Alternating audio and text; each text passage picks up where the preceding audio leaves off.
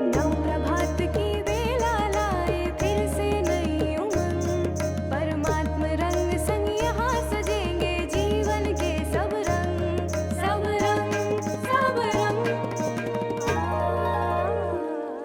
नमस्कार, सुप्रभात। स्वागत आप सभी का सब रंग कार्यक्रम में।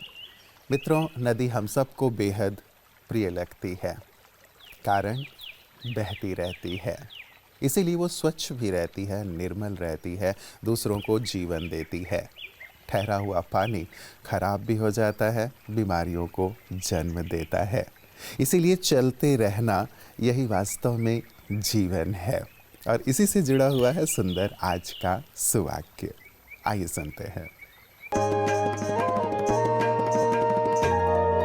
जिंदगी साइकिल चलाने की तरह है। अपना बैलेंस बनाए रखने के लिए आपको चलते रहना होता है। Albert Einstein. हाँ दोस्तों, हर किसी के जिंदगी में प्रतिबंध आता ही है। जिस व्यक्ति में अपने आप को इम्प्रूव करने का आदत है, वह प्रतिबंधों में ठहरेंगे नहीं, उनको चुनौती समझकर उसे पार करते हैं। जो व्यक्ति जिंदगी के बहाव में बहते जाते हैं, वह प्रतिबंधों में रुक जाते हैं और बैलेंस खो देते हैं। जीवन जीने की कला हमें सिखाता है कि अपनी शक्तियों को, अपने औजारों को हर रोज चेक करना है। परमात्मा भी कहते हैं कि हर सुबह जो अपने आंतरिक शक्तियों को जगाने की मेहनत में लगे रहते हैं, वह कभी अपना बैलेंस खोएंगे नहीं। यही जिंदगी जीने का तरीका है।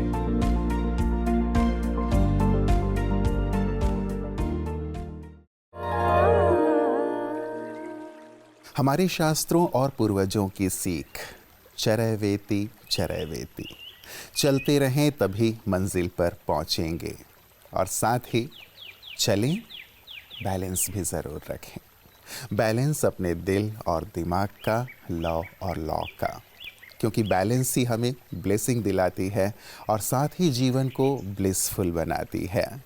तो बैलेंस केवल इन बातों का नहीं, लेकिन अपने खान पान में भी बैलेंस रखने की बहुत ज़रूरत है। अन्यथा शरीर में कई प्रकार की तकलीफ़ें शुरू हो जाती हैं, जैसे एसिडिटी।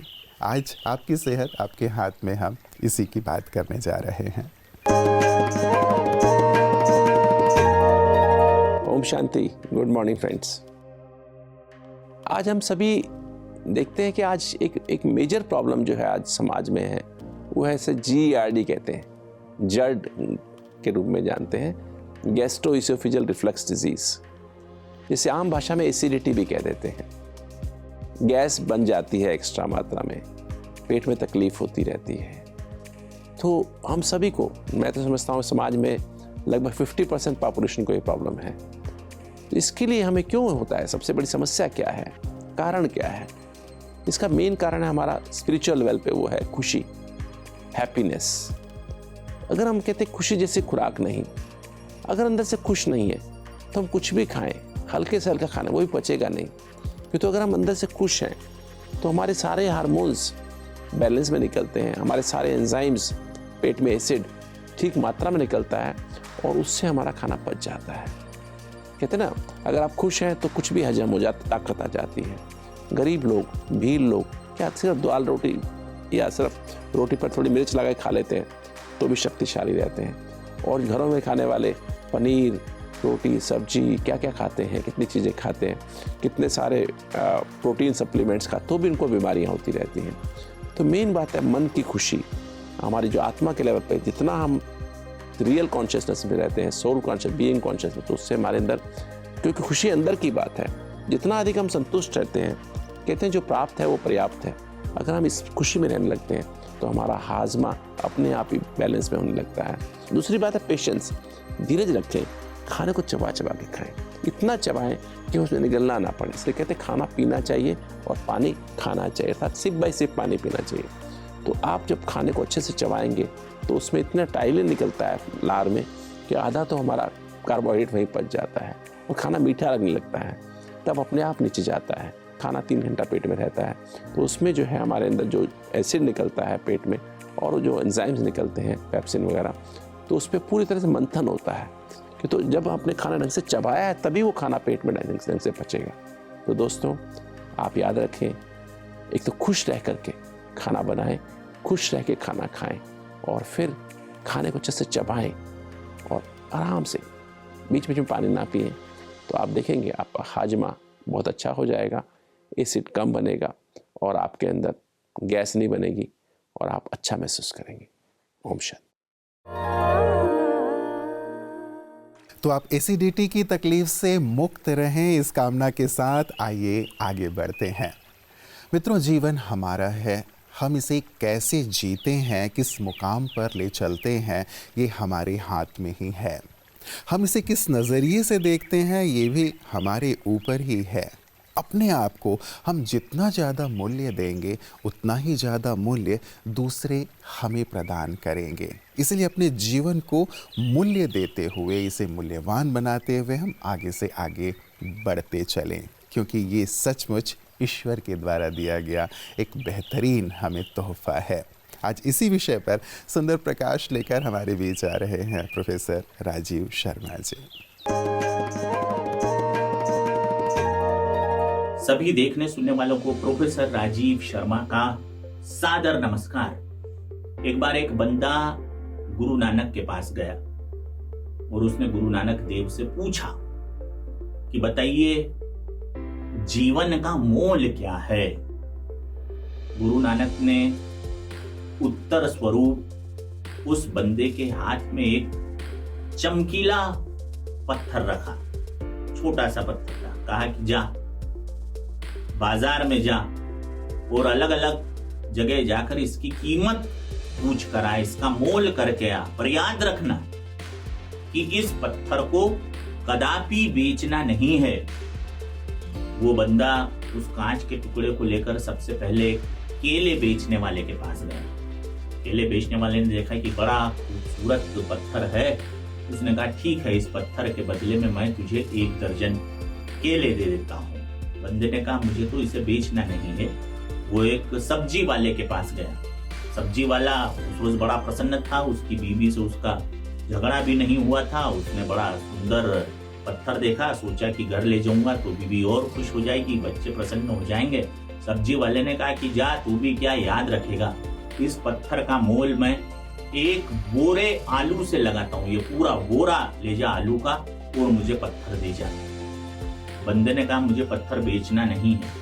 वो आगे गया, आगे उसे स्वर्णकार मिला, गोल्ड स्मिथ। स्वर्णकार को उसने पत्थर बताया तो स्वर्णकार ने उस पत्थर को देखते कहा अरे ये पत्थर, मैं इस पत्थर के बदले तुझे 1 करोड़ रुपया देने को तैयार हूं। बंदे ने कहा नहीं नहीं, मुझे बेचना नहीं है। स्वर्णकार को लगा कि शायद कीमत कम लगी है। उसने कहा मैं 5 करोड़ देने को तैयार हूं। बंदे ने कहा नहीं, मुझे बेचना नहीं है। स्वर्णकार को लगा कि शायद अभी भी कीमत कम है। उसने कहा मैं 25 करोड़ रुपए इस पत्थर के देने को तैयार हूं। बंदे ने कहा मुझे बेचना ही नहीं है। हालांकि बंदे का मन अंदर से कर रहा था कि इतनी कीमत है, मगर चूंकि गुरु का आदेश था इसलिए वो पत्थर को बेच नहीं रहा था। अब वो बंदा पत्थर को लेकर एक जौहरी के पास, हीरों के जानकारी रखने वाले के पास गया। बंदे ने वो पत्थर हीरों के जौहरी को बताया। जौहरी ने उस पत्थर को जैसे ही देखा तो सामने अपने रखी हुई टेबल जिस पर उसने भगवान को रख रखा था, वहां पर उस पत्थर को रखा, दंडवत प्रणाम किया, 10 परिक्रमाएं की और हाथ जोड़कर बोला कि भाई ये जो पत्थर है, इसके बदले में यदि मैं तुझे मेरी सारी संपत्ति दे दूं, सारी धरती दे दूं, सूरज चांद सितारे आसमान दे दूं, तो भी मैं इसका मोल नहीं लगा सकता, क्योंकि ये तो अनमोल है, अनमोल। अब वो बंदा पत्थर लेकर गुरु नानक जी के पास आया और उसने सारी आप बीती गुरु नानक जी को सुनाई और फिर पूछा कि नानक जी अब आप मुझे बताइए कि जीवन का आखिर मोल क्या है। नानक जी ने कहा कि जीवन तो अनमोल है, मगर तू चाहे तो इसे 1 दर्जन केले के मोल से तौल ले या 1 बोरी आलू इसकी कीमत लगा ले। लेकिन ये सारा खेल तो सोच का होता है। जैसी दृष्टि होती है वैसी ही सृष्टि होने लगती है। नमस्कार। तो अपने इस जीवन को हम तराशते चलें, निखारते चलें और अपनी विशेषताओं को पहचान कर उन्हें कार्य में लगाते चलें तो जीवन सचमुच मूल्यवान और बेहतरीन बनता चलेगा। हमें भी संतोष प्राप्त होगा और भी इससे प्रेरित होंगे। मित्रों, हमारे जीवन का जिस प्रकार सुंदर मूल्य है, वैसे ही हमारे देश में एक ऐसा प्रदेश है जो सचमुच बेहद मूल्यवान है, ऐसा लगता है, जिसे धरती का स्वर्ग भी कहते हैं। एक ऐसा स्थान जहाँ जाकर व्यक्ति अपने आप को भूल जाता है, जहाँ का प्राकृतिक सौंदर्य बरबस ही सभी को अपने आप के साथ बांध लेता है। जी हाँ, मैं बात कर रहा हूँ भारत के भाल, भारत माता के मुकुट, जम्मू और कश्मीर का। आइए चलते हैं धरती के इस स्वर्ग में। जम्मू कश्मीर लोकप्रिय रूप से धरती पर स्वर्ग के रूप में जाना जाता है। जम्मू और कश्मीर अपने प्राकृतिक वैभव, बर्फ से ढके पहाड़ों, भरपूर वन्य जीवन, उत्तम स्मारकों और अपने प्रसिद्ध मंदिरों के लिए पूरे विश्व में जाना जाता है। कश्मीर में वैष्णो देवी और अमरनाथ यात्रा शिव बाबा के प्रसिद्ध यादगारों में से एक गिने जाते हैं। कश्मीर का एक और बड़ा आकर्षण गुलमर्ग है, जो फूलों की घास का मैदान है। वहीं पूरे भारत की सबसे बड़ी ताज़े पानी की झील वूलर झील भी इसी राज्य में मौजूद है। वहीं राज्य के अन्य प्रसिद्ध स्थल हैं डल लेक, मुगल गार्डन, हजरत बल mosque, Jama Masjid, Indira Gandhi tulip memorial garden, Sonamarg, Pahalgam, Anantnag और बारामुल्ला। वहीं पिछले 40 वर्षों से ब्रह्मा कुमारी संस्था इस राज्य में जन जन तक राजयोग की शिक्षा पहुंचा रही है। सचमुच धरा का स्वर्ग, जहाँ से वापस आने की इच्छा ही नहीं हो रही थी। लोग कहते हैं ना कि वो स्वर्गवासी हो गया। लोगों के मरने के बाद ये बात कही जाती है, लेकिन यहाँ तो हम जीते जीते स्वर्ग को देख आए, वहाँ की खूबसूरती, वहाँ की सुंदर छटा। लेकिन बाह्य सौंदर्य भी मित्रों, कई बार मन यदि सुकून से नहीं भरा है, शांति से नहीं भरा है, या फिर बहुत सारा द्वंद्व चल रहा है अंदर, तो वो बाह्य सौंदर्य भी हमें स्वर्ग की अनुभूति नहीं कराता। और यही कारण है कि ब्रह्मा कुमारीज ये सुंदर सेवा कार्य कर रही हैं कि आप अपने मन को भी कैसे स्वर्ग बना लें, ताकि बाहर के सौंदर्य का आनंद ले सकें। और मन सुंदर है, मन स्वर्ग है, तो संसार भी स्वर्ग अवश्य बन जाएगा। तो ये सुंदर सेवा कार्य ब्रह्मा कुमारीज कैसे कर रही हैं, आइए देखते हैं पीस न्यूज़ हाइलाइट्स में।